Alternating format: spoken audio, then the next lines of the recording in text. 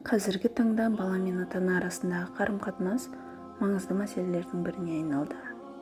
Мысалы, бала мен ата-ана арасындағы түсініспеушілік түрлі өкінішті жағдайларға келіп соқтыруда.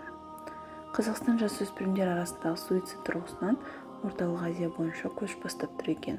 Алла сақтасын.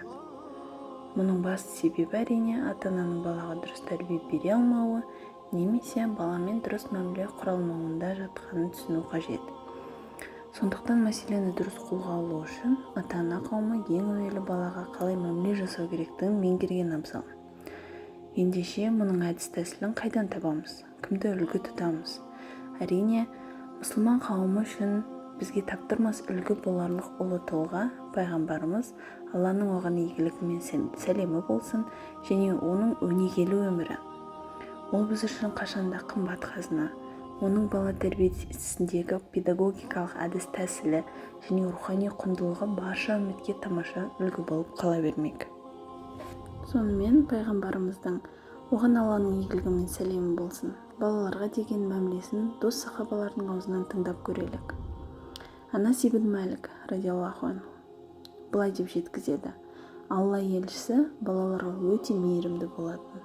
Ол немерелері Хасан мен Хусейнге: бұл екеуі дүниедегі менің екі райханым дейтін. Ал сахаба Усама ибн Заид болса, Алла елшісі мені бір тізесіне, немересі Әлидің баласы Хасанды екінші тізесіне отырғызып, екеумізді бірдей бауырына басып былай дейтін: Уа Раббым, бұларға рахымшыл бол, мен бұларға шексіз мейірімдімін. Расында, пайғамбарымыз оған Алланың игілігі мен сәлемі болсын, өз сүйіспеншілігі мен мейірім шапағатын төгіп тұратын. Сонымен қатар, тек өзінің немерелеріне ғана емес, бүкіл балаларға қамқор еді. Өзі де бұл жөнінде: кішкентайларға мейірім көрсетпеген бізден емес, яғни менің үмбетімнен емес деген болатын. Сондай-ақ пайғамбарымыз оған Алланың игілігі мен сәлемі болсын, ешқашан қыз бала немесе ұл бала деп екеуінің арасын бөліп жармаған. Ата-аналарды және үлкендерді әрқашан балаларға кішіпейілділік жасап, түсіністікпен қарауға шақырып отырған. Көптеген ана сахабалар да пайғамбарымыздың, оған Алланың игілігі мен сәлемі болсын, балаларды құшақтап, беттерінен сүйетін және оларға сәлем беріп, көлігіне мінгізіп алатынын айтады.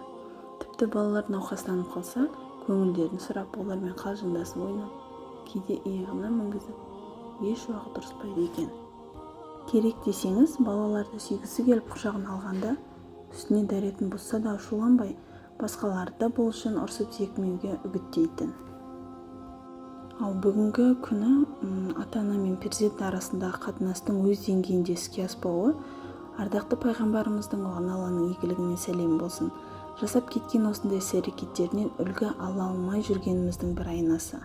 Біз қашан пайғамбарымыздың керемет мінез-құлқын бойымызға сіңіріп, оның ізгі жолын жалғастырсақ, өз отбасымыздың нағыз бақытын тапқан болар едік.